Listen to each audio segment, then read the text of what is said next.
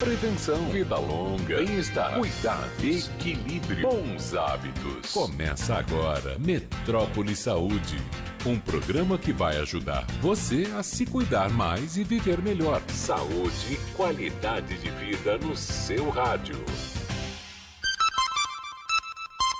4 horas em ponto e já estamos no ar com o Metrópole Saúde, seguindo aqui a nossa programação de hoje na Rádio Metrópole, ao vivo. Vamos juntos até às 5 da tarde no Metrópole Saúde para vocês. E como anunciei agora há pouco, hoje a gente vai conversar sobre a reabilitação pós-AVC. E vamos ter aqui no programa o Dr. João Gabriel Ramos, que é médico intensivista, vai conversar conosco, explicar também sobre esse evento do AVC para a gente esclarecer aqui para vocês. Doutor João Gabriel, muito boa tarde, tudo bem? Boa tarde, tudo bem? Agradeço a oportunidade de falar esse tema tão importante. Espero que seja produtivo aí para todo mundo. Com certeza. É sempre oportuno quando a gente pode conversar sobre o AVC em si, alertar sobre essa questão, mas também muito fundamental falar sobre o que acontece, né? O que pode ser feito por esses pacientes depois de um evento desse, que impacta não só no paciente, mas na família toda, né? Eu queria, antes da gente abordar essa questão da reabilitação, explicar aí para o nosso ouvinte, vamos começar falando um pouquinho sobre o que é o AVC, né? Como é que acontece esse evento no paciente, para a gente já abrir aqui a nossa conversa. Pronto. Justamente essa etapa da reabilitação geralmente é uma etapa que não se conversa muito dos meios de comunicação. O acidente vascular encefálico, né, então ele é um insulto, né, um problema neurológico que acontece de uma maneira súbita e relacionado a algum evento vascular. Ele é dividido em dois grandes tipos, né, de acidente vascular encefálico. Então ele pode ser o acidente vascular encefálico isquêmico. Então isso acontece quando você tem alguma obstrução de algum dos vasos que leva a uma redução do fluxo sanguíneo para alguma área do cérebro. Isso gera lesão no cérebro e a morte, né, de alguns neurônios, e aí, como o cérebro é ali o centro controlador de todas as funções vitais, então aquelas regiões do cérebro que controlavam determinadas funções, elas vão deixar de funcionar e o paciente vai sofrer com alguma sequela, que pode ser desde sequela leve a sequela muito grave, inclusive a óbito. O outro tipo de acidente vascular encefálico, né, de AVC, é o acidente vascular encefálico hemorrágico, que tem alguns subtipos também de classificações, mas basicamente, ao invés de ser uma obstrução do vaso que leva a uma ausência de fluxo sanguíneo, nesse caso o que acontece é uma ruptura de algum vaso ou extravasamento de sangue para o tecido do cérebro, e esse sangue lá ele também vai levar a inflamação e levar a lesão dos neurônios, né, das células, do tecido do cérebro, e novamente há uma redução de função de áreas específicas do cérebro, também levando a sequelas que podem ser de umas sequelas muito leves a sequelas muito graves ou até do próprio falecimento. Então, dentro desse contexto aí de importância do AVC, o AVC é hoje uma das principais causas de morte no mundo e é também uma das principais causas de incapacidade, né? Seja incapacidade temporária, seja incapacidade permanente. Então, de fato, é algo que precisa ser levado em consideração, que precisa ser falado. Com certeza. Com certeza, ótimo para a gente abrir aqui essa nossa conversa. Aproveitar para já convidar os nossos ouvintes a participarem aqui. Então, vocês que estão aí ligados conosco no Metrópole Saúde, podem ficar à vontade para participar, esclarecer dúvidas aqui. 35055000, nosso telefone. Você pode participar ao vivo, Zé Silva está no comando do áudio. Tem também o WhatsApp do Grupo Metrópole para mensagens, 981553258. Nosso portal metro1.com.br também à sua disposição para mandar mensagens. Lá você ainda acessa, fica bem informado com as principais notícias do dia. Lembrando que a gente está ao vivo também no YouTube, então acesse aí youtube.com/portalmetro1, lá tem o chat para participar. Jefferson Hora está aí comandando nosso YouTube. A gente conversa hoje com o Dr. João Gabriel Ramos, que é médico intensivista, falando aqui sobre a reabilitação pós-AVC. A gente falou, Dr. João Gabriel, a respeito aí de como ocorre, né, explicando aí os tipos de AVC. E citamos a questão aí das sequelas.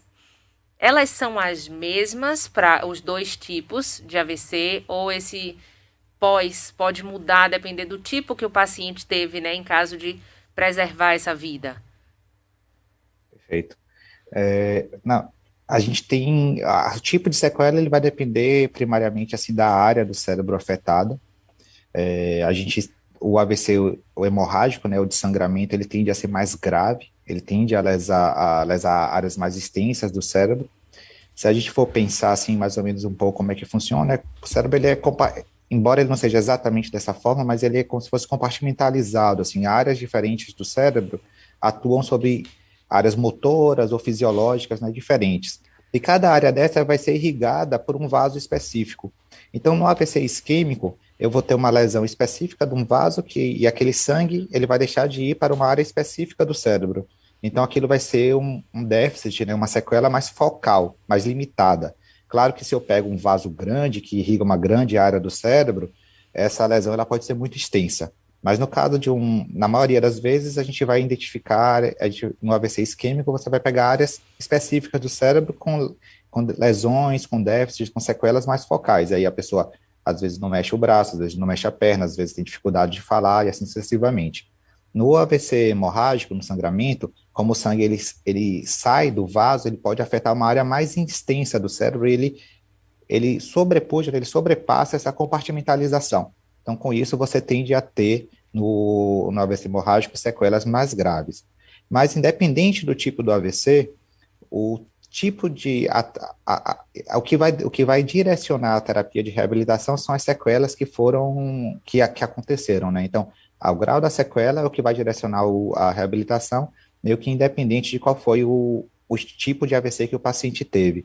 Então, nesse contexto daí, é muito importante a gente ter a identificação do evento, né, do AVC, a identificação da sequela e uma programação de um plano terapêutico que se inicie o mais precocemente possível, porque quer seja uma lesão levada por uma ausência de fluxo sanguíneo, isquemia, quer seja uma lesão pelo extravasamento do sangue hemorrágico, o que a reabilitação, que essas terapias vão tentar fazer, é ajudar o cérebro a se reorganizar para que a área do cérebro que ainda está saudável seja capaz de realizar as ações que a área lesada ela não consegue mais realizar. Então, o tempo é super importante para que haja esse processo de aprendizado do cérebro, que a gente chama de plasticidade, que é a capacidade de outras regiões do cérebro atuarem sobre a região que nesse momento já não está mais conseguindo atuar. Então, a gente sabe aí que mais de 90% da capacidade de recuperação de uma pessoa, ela acontece dentro dos primeiros 90 dias após o evento. Então, o início da terapia de reabilitação adequada, com a intensidade adequada, no local adequado, ele é super importante que isso seja feito, seja pensado já durante a internação no hospital, né, durante o evento agudo, e seja planejado para que isso aconteça da maneira mais precoce possível após a estabilização e a possibilidade de alta hospitalar. Ótimo. Importantíssimo a gente destacar esse ponto. E enquanto você falava aí, eu me lembrei que é importante destacar, e eu imagino que uma coisa casa com a outra, né? Eu acho que tempo no AVC é tudo. Eu acho que não só nesse ponto aí de conseguir ofertar essa reabilitação quanto antes para o paciente, mas o tempo também dessa identificação, né, doutor João Gabriel? Então, quanto antes esse paciente consegue ter um atendimento, né, identificar isso, bloquear o que aconteceu, isso também deve favorecer, né, que as sequelas não sejam tão intensas e que elas consigam, de fato, ser tratadas com o melhor resultado para o paciente. O que a gente fala sobre isso? Eu queria aproveitar nessa pergunta para a gente já deixar aqui um alerta, né? Aqui tem até uma pergunta de Neuza conectada conosco aqui no YouTube. Quais são os alertas para uma ocorrência de AVC? Ela diz aqui, boa tarde, qual é o primeiro sintoma para um leigo, doutor? Gostaria de saber, uma vizinha minha morreu tomando café sem dor. Como é que isso pode ter acontecido? Então, quais seriam aí esses sinais de alerta? Não, sinto muito aí pela perda. O marcador do AVC é que ele é um evento súbito, né? A maior parte das vezes, o AVC ele vai vir de uma hora para outra. Então, assim, existe um acrônimo lá, né, do SAMU, que são 4 letrinhas, que a gente todo mundo deve ter essas 4 letrinhas decoradas para, caso isso aconteça, né, caso haja uma suspeita do AVC, a gente poder utilizar. Então, o acrônimo é SAMU, ou essa é de sorria. Então, você pede para a pessoa sorrir. Se a pessoa não consegue sorrir, se a pessoa fica com a boca torta quando sorri, isso é um sinal de que ela pode estar tendo um AVC. O A é de abraçar. abrace. Então, peça para a pessoa tentar fazer um abraço. Se a pessoa tenta levantar os braços e ela não consegue levantar os braços, ou não consegue levantar um dos braços, ou existe uma diferença de força, né, da capacidade de levantar um braço contra o outro, então existe isso que a gente chama de assimetria, isso também pode significar que a pessoa esteja tendo um AVC. O M é de música. Então, música é peça para a pessoa cantar uma música ou falar palavras. Se a pessoa não está conseguindo falar, a fala está sendo embolada, a fala está saindo estranha, esse também é um evento marcador assim, de que a pessoa pode estar tendo um AVC. E o U é de urgência. Então, se qualquer um desses 3 pontos aí são sinalizados, a gente precisa levar essa pessoa para um estabelecimento de saúde. A gente chama o SAMU 192 e encaminha essa pessoa para um estabelecimento de saúde. Essa regrinha ela é prática, principalmente para aqueles casos em que há dúvidas, né? Quando o caso é muito grave, a pessoa cai desacordada ou tem algum evento mais grave, a maioria das pessoas vai levar de emergência e de imediato. Mas algumas vezes o AVC pode acontecer e a pessoa ter dúvida, isso é um AVC mesmo que está tendo, é alguma outra coisa, eu preciso levar na emergência? Isso. Então, esse teste aí das 4 letrinhas pode ajudar a identificar o que é o AVC do que não é o AVC. E como você comentou, Stephanie, tempo é cérebro, né? Então, o ideal, obviamente, é a gente tentar prevenir. Então, se eu tenho um problema cardíaco, se eu tenho pressão alta, se eu tenho diabetes, se eu tenho qualquer um desses fatores de risco cardiovascular, o ideal é eu manejar meus fatores de risco para evitar que eu venha a ter o AVC. Mas uma vez que o AVC aconteceu, o tratamento precoce, hoje a gente tem estendido as janelas terapêuticas, mas quanto mais rápido eu consigo tratar uma lesão, se for possível, seja o sangramento, seja a isquemia, se for possível de ser tratada, quanto mais rápido você consegue tratar, menor a lesão na área acometida do cérebro, e por consequente, menor vai ser também a sequela.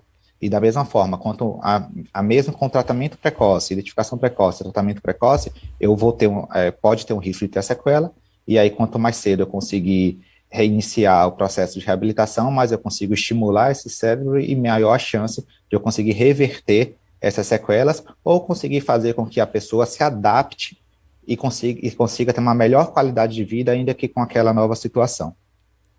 Ótimo. A gente está com o Dr. João Gabriel Ramos, que é médico intensivista, conversando aqui sobre a reabilitação pós-AVC. Aqui tem uma participação de Rosângela, que diz o seguinte: boa tarde, doutor.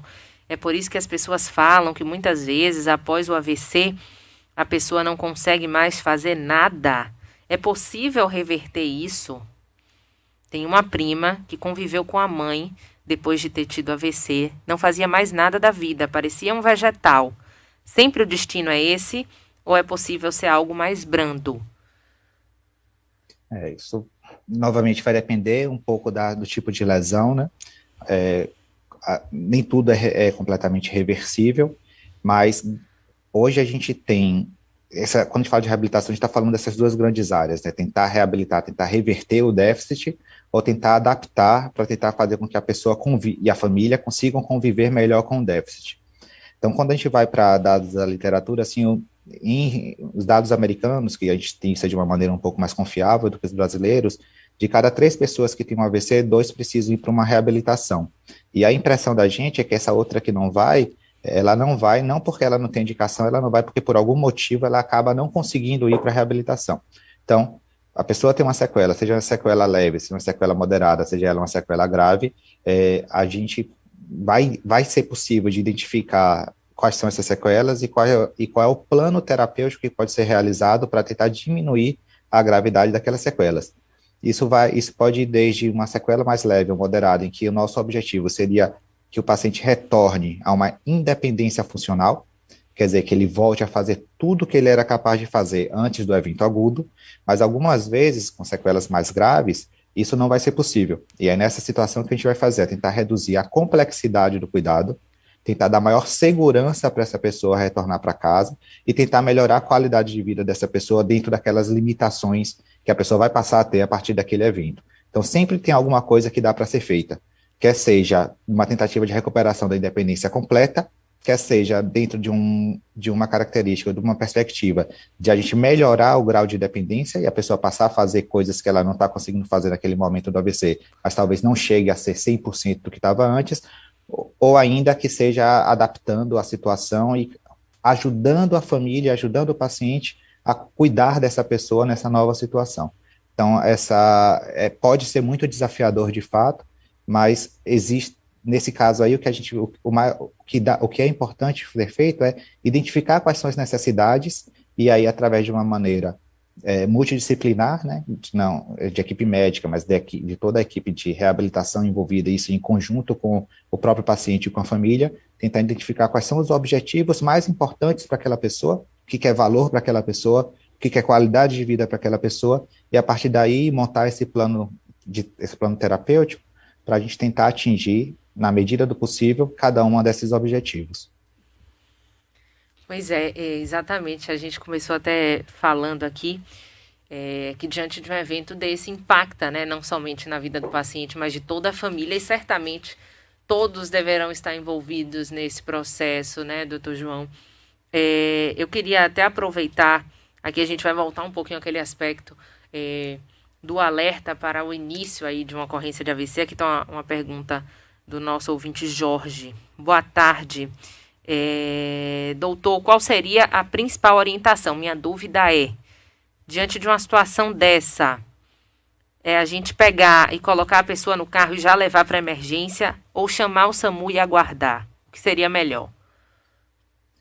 Um ponto importante, Jefferson, obrigado pela pergunta, que é quando a gente pensa aí em rede de AVC, né, quando a gente pensa no tratamento a ser efetuado, nem toda a unidade de saúde está habilitada a realizar o tratamento necessário para o AVC. Então, obviamente é difícil de falar de uma maneira geral, existem casos específicos em que se a pessoa tiver em risco imediato, talvez a gente precise levar para o local mais próximo, mas nem sempre o local mais próximo é o local mais adequado para o atendimento. A recomendação de se acionar o SAMU é porque uma vez que o profissional do SAMU identifique o AVC como uma suspeita naquela situação, vai ser possível levar o paciente para uma unidade de saúde que tenha tomografia e que tenha a capacidade de realizar os tratamentos necessários para que naquela janela de tempo que a gente tem para tentar resolver a situação, esse tratamento ele seja efetivo, ele seja aplicado ao paciente, né? Se algumas vezes seu encaminho ainda é rápido em outra unidade, mas se essa unidade ela não tem a capacidade de fazer a tomografia, de fazer os procedimentos necessários, na verdade eu posso até perder tempo em relação a isso. Então, claro que o caso específico ele pode variar, mas de uma maneira geral a recomendação é acionar o SAMU, porque a gente encaminha, porque dessa forma você consegue regular e consegue encaminhar o paciente para o local mais adequado para o atendimento dele. Doutor João Gabriel, tem um aspecto, a gente falou, né, muitas vezes uma situação de AVC vai demandar internamento hospitalar por um tempo menor, um tempo maior, e a gente falou desse tempo, não só para identificação e internamento para cuidar dessa fase aguda, mas o tempo também para o início dessa reabilitação. Muitas vezes é possível já iniciar a reabilitação do paciente ainda nessa fase, né, inicial de internamento hospitalar, ou seja, é possível que essa equipe multidisciplinar já faça parte aí desse dia a dia do paciente ainda na unidade hospitalar? Sim, com certeza. Hoje, se você vai para a média, né, assim, a esperada é que um paciente com AVC tenha em média uma internação em torno de 4 dias, não necessariamente mais do que isso. Vai depender, obviamente, aí da gravidade da lesão e se há ou não há outras complicações associadas, né, que o AVC ele pode levar a outras complicações, mas a identificação das necessidades, né, então, isso é obrigatório que seja feito no hospital. Então, você precisa avaliar o paciente no hospital ainda durante a internação, tentar identificar quais são as sequelas, e sim, escalas específicas que são feitas com esse objetivo. E a partir do momento em que há uma identificação dessa demanda, identificação da necessidade, o plano aí de reabilitação ele já parte do momento do diagnóstico. Então, seja porque o paciente não está conseguindo engolir direito, eu preciso de uma avaliação que a fonoaudióloga já consiga olhar desde o primeiro momento, seja uma alteração de força e eu preciso trabalhar aquilo desde o momento zero, nem que seja naquele momento, não com o objetivo de recuperar, mas que seja com o objetivo de evitar que aquela lesão piore, essa avaliação, identificação das necessidades e início do plano terapêutico, ele deve ser feito ainda no hospital agudo, ainda no hospital internação. Uma das coisas que a gente sabe, assim, que ainda existe uma dúvida é qual a intensidade dessa reabilitação, né? Existem alguns estudos que sinalizam que se eu começo também rápido demais uma intensidade forte demais, então dentro das primeiras 24 horas, talvez nesse sentido aí ainda piore o resultado do AVC, porque é um momento em que o cérebro ainda está muito sensível, digamos assim. Então, hoje, o que tem de estabelecido é, eu preciso fazer a identificação das necessidades o mais precocemente possível, a partir da estabilização do quadro, geralmente após as primeiras 24 horas, aí eu inicio a terapia de reabilitação. A grande dificuldade é que a maior parte dos serviços, por não ser o foco, né, do hospital agudo, eles não estão estruturados de uma maneira adequada para conseguir entregar a quantidade de reabilitação que é necessária nessa fase.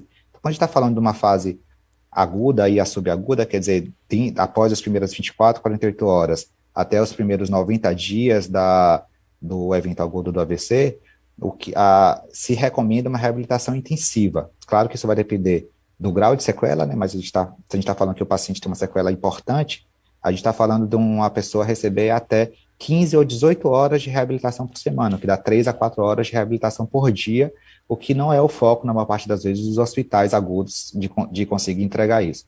Então, na maior parte das vezes, o hospital onde foi feito o diagnóstico do AVC, ele vai ter o papel essencial de tratar, estabilizar, identificar, fazer o plano terapêutico, e é o grande catalisador aí dos processos seguintes, né, que é a partir dessa alta do hospital agudo, em que o paciente já não precisa mais estar internado, o AVC está estabilizado, a parte clínica está estável, então, foco na reabilitação, e que, na maior parte das vezes, não consegue ser entregue dentro daquela estrutura que não foi feita com esse objetivo.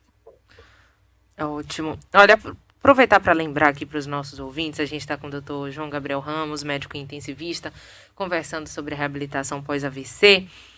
Tem alguns ouvintes mandando mensagem de áudio aqui para o nosso WhatsApp, então perguntas a gente aqui consegue ler. Então, para um pouquinho, escreve para a gente poder esclarecer com o Dr. João Gabriel, José, outros ouvintes aqui mandaram em áudio. Então, reforçar para vocês, 981553258, o WhatsApp do Grupo Metrópole para mensagens. Também tem nosso portal metro1.com.br, lá você manda mensagem, 35055000, para você que quer participar ao vivo. E lembrando que a gente está também lá no YouTube, youtube.com/portal metro1, para você também acompanhar, tem o chat para participar. Então, a pergunta aqui interessante de Janaína, ela diz o seguinte: doutor, boa tarde, é possível que alguma sequela aconteça depois dessa fase intensa da doença, ou seja, até mesmo depois do paciente sair da internação hospitalar, ou tudo que tem que acontecer já vem logo no início? Excelente pergunta. Bom, uma das coisas que se faz nesse processo de reabilitação, ponto número 1 é tentar prevenir um novo evento de AVC, né? Então, manejo aí dessas comorbidades, das outras doenças, identificar a etiologia, quer dizer, por que o AVC aconteceu, e iniciar o tratamento para que esse AVC ele não volte a acontecer, faz parte do processo de reabilitação. Então, uma das coisas que podem acontecer é que teve um AVC, pode ter um risco de vir a ter um novo AVC. Então, dentro desse contexto do que ela pergunta, é possível você ter um evento em que seja um evento não relacionado ao AVC inicial, em que novas sequelas aconteçam por conta desse motivo. Mas existem o risco de sequelas tardias que podem acontecer após um evento agudo do AVC, ainda que um novo AVC não aconteça. Então, isso pode estar relacionado a algumas complicações que o AVC pode trazer, dependendo da área acometida. Então, o AVC ele pode trazer risco de crise convulsiva, risco de algumas outras complicações que podem trazer novas sequelas neurológicas, mas também existe uma chance de que, se a reabilitação, se a identificação das necessidades iniciais, elas não são feitas e elas não são tratadas, essas sequelas iniciais, que podem ser sequelas leves ou moderadas, elas podem piorar. Então, um exemplo muito claro disso é um paciente que perde a força no membro, por exemplo, no braço, e na primeira fase, aí, no primeiro momento aí dessa perda de força, a tendência é que esse braço ele esteja flácido, ele esteja mole, mas com o passar do tempo, existe um risco dele começar a evoluir o que a gente chama de espasticidade. Então, o músculo ele passa a ficar duro, o tônus, né, muscular ele passa a ficar mais forte, e esse braço ele passa a se contrair sozinho. Então, uma sequela inicial que, se tratado, isso poderia evitar, se isso não é visto, se isso não é manejado, essa espasticidade ela pode levar a essas contraturas, o que pode fazer com que o paciente, além de perder a força, ele passe a perder a mobilidade da junta, né, da articulação. Isso além de dificultar um processo de reabilitação posterior, para tentativa de recuperação da função desse membro, isso pode gerar dor, isso pode gerar lesão, isso pode gerar uma piora da dificuldade do cuidado.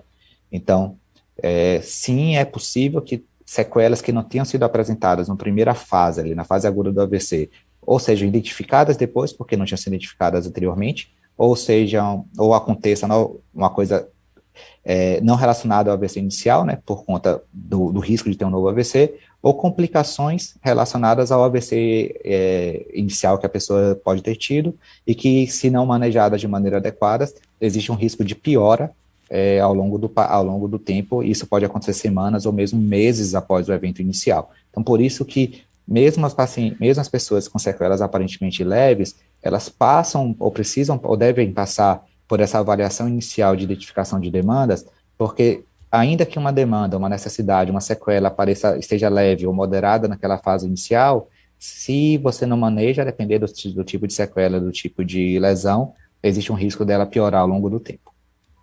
Ótimo. Muito bem esclarecido aqui para nossa ouvinte. Eu vou juntar duas perguntas aqui. Tem nossa ouvinte Ana, que questiona aqui o seguinte: doutor, boa tarde. Saindo do hospital, essa reabilitação acontece com o paciente em casa? Devemos preparar de que forma esse lar?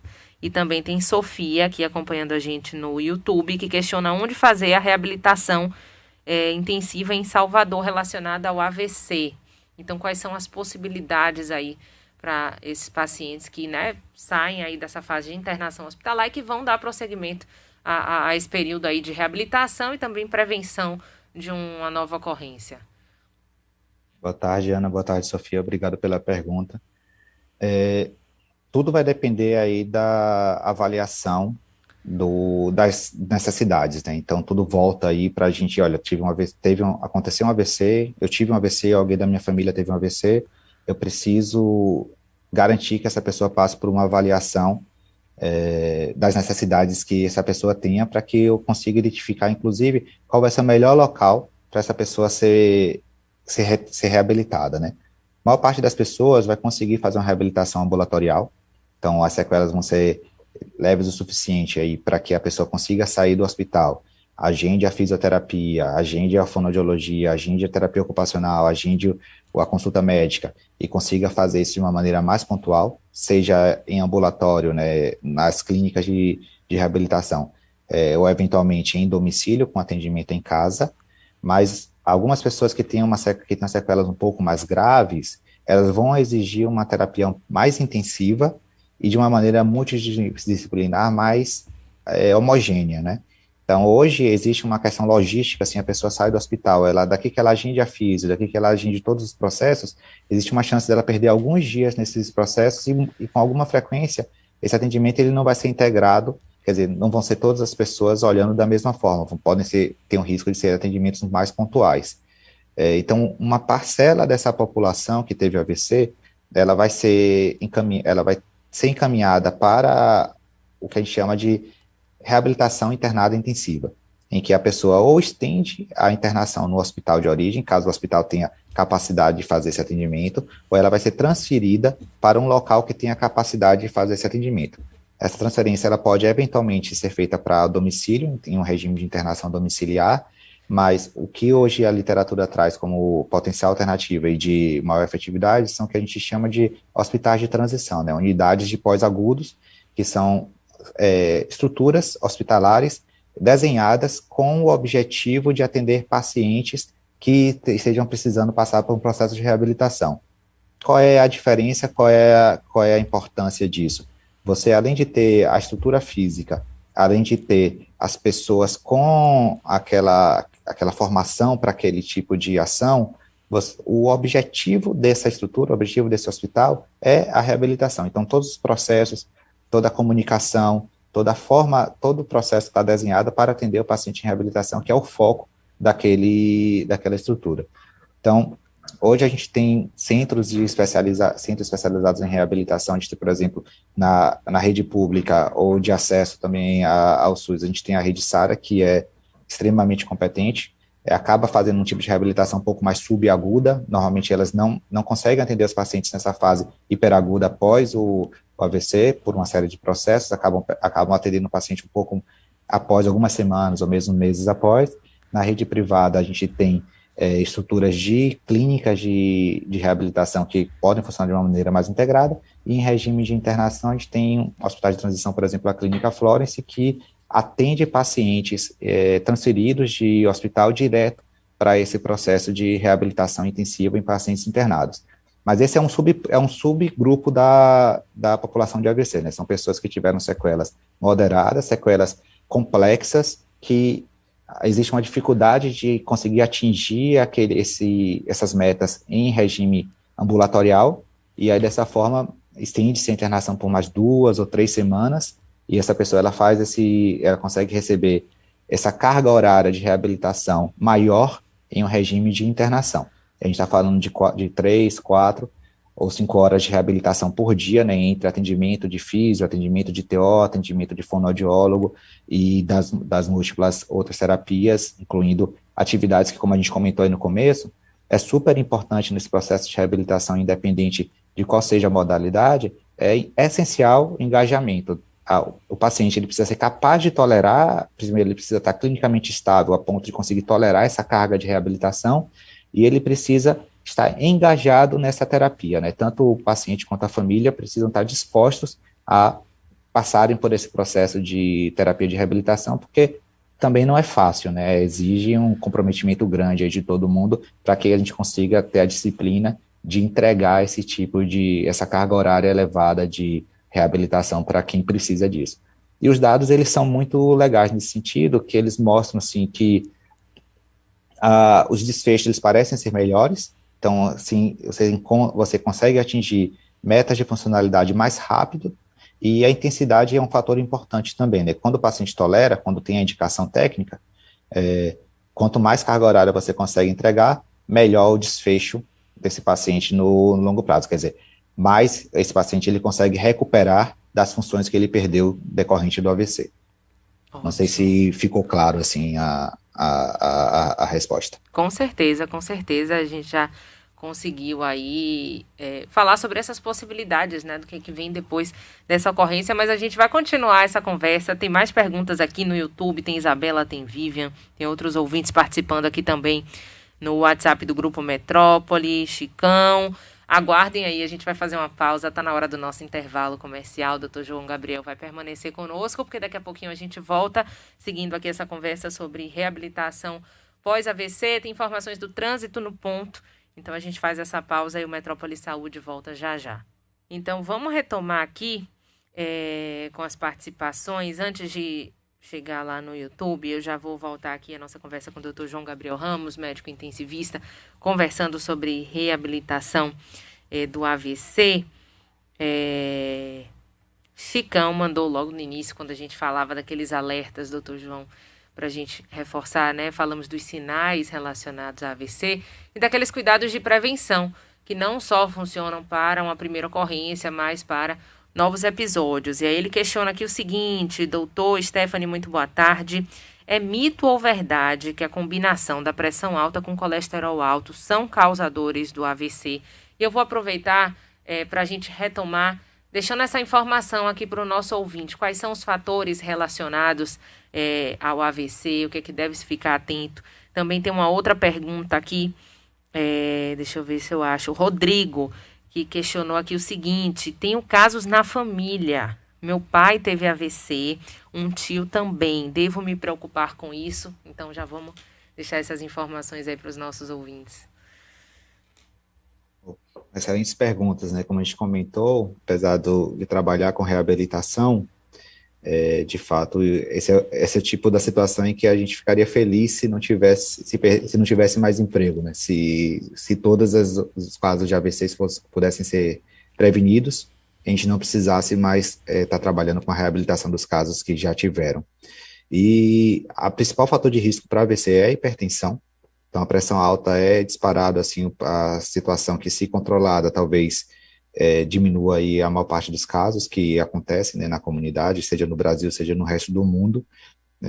Junto com a hipertensão, Os outros fatores de risco cardiovasculares, eles também estão associados, então vai do diabetes, vai do colesterol alto, tabagismo, obesidade. Então, tudo que a gente pensa aí, que a gente sabe, que a gente lê que melhora o risco de infarto, por exemplo, que melhora o risco de doenças cardíacas, o AVC ele está dentro das doenças cardiovasculares, né? Então, os fatores de risco eles são semelhantes para a maior parte dessas doenças. Você vai ter algumas situações um pouco mais específicas, né? Então, algumas arritmias, que também são frequentes, algumas alterações estruturais, quer dizer, algumas patologias, algumas doenças cardíacas propriamente ditas, mas que isso aí você começa a ir para casos mais específicos. Quando a gente fala aí de critérios de população mesmo, então, se a gente está falando dos fatores de risco cardiovasculares, que são, a gente está falando aí de pressão alta, diabetes, colesterol, tabagismo, sedentarismo, com isso daí a gente vai estar, com certeza, combatendo a maior parte, ou prevenindo, ou reduzindo o risco da maior parte dos AVCs. Quem tem pessoas que têm AVC na família, o AVC ele não é hereditário na maior parte das vezes, embora, de novo, assim, como o AVC é um mundo, né, quando a gente fala AVC não é uma doença, né, AVC é um termo que a gente usa, uma síndrome, então esse termo, ele engloba uma série de situações que se manifestam como um evento neurológico súbito, tanto que a gente já falou aí da diferença entre o isquêmico e o hemorrágico, que são duas doenças diferentes, mesmo dentro do isquêmico você vai ter etiologias, né, causas diferentes desse trombo que reduz, que dificulta a passagem do sangue. Da mesma forma, no AVC hemorrágico, no sangramento, você vai ter causas diferentes para o sangramento ter acontecido. Então, existem algumas causas muito raras que podem tornar o AVC hereditário, quer dizer, o pai passar para o filho. Na maior parte das vezes, o AVC ele não é hereditário, mas quem tem uma familiar que teve AVC, tem maior risco também para ter o AVC, assim como quem tem um familiar que tem hipertensão tem maior risco para ter hipertensão e assim sucessivamente. Então, não é uma definição, né? Não é assim, se meu pai teve, eu vou ter com certeza, mas se meu pai teve, minha chance de ter é maior, então eu preciso me cuidar mais. E quando a gente fala de se cuidar, a gente vai estar falando aí, regra geral, desses fatores de riscos cardiovasculares, que são esses fatores bem difundidos, mas que a gente não cansa de trazer à tona e de reforçar. No YouTube, vou voltar por aqui, youtube.com/portal Metro1, você pode acompanhar nosso programa ao vivo por lá, participar também. A gente falou de muitas evidências relacionadas aí à reabilitação, principalmente, né, nos ganhos e resultados para o paciente, na questão do tempo, né, de ofertar essa reabilitação, seja para o início dela e seja também no tempo necessário para que se atinja um bom resultado aí para os pacientes. Doutor João, aqui tem um questionamento interessante. Onde encontramos literatura sobre a reabilitação do AVC? Existem diretrizes, guias, né? Tem protocolos específicos para estabelecer isso? Pergunta de Vivian. Assim, tá. Obrigado pela pergunta, Vivian. Existem, sim. A gente tem protocolos de diversas regiões, né? Então a gente tem protocolos que são atualizados constantemente. Então a gente tem o protocolo canadense, que ele é um protocolo de controle ao AVC e que muitas das coisas que trazem lá, eles são traduzidas aqui para o Brasil de alguma forma. A gente teve recentemente, há uns 3 anos atrás, um protocolo específico para reabilitação sobre AVC que foi produzido, que foi criado pela Associação Americana American Heart Association, né, a Associação Americana de Doenças Cardiovasculares, junto com a Associação Americana de AVC também. A gente tem internamente aqui no Brasil, a gente tem diretrizes terapêuticas que sinalizam, a gente não tem um protocolo único, unificado para a terapia de reabilitação, nem no SUS, nem no sistema privado. O que você acaba tendo são leituras dessa literatura específica que são traduzidas em protocolos clínicos assistenciais, mas não enquanto uma recomendação e não enquanto, que talvez seja a principal preocupação, né, e não enquanto uma política estruturada de reabilitação.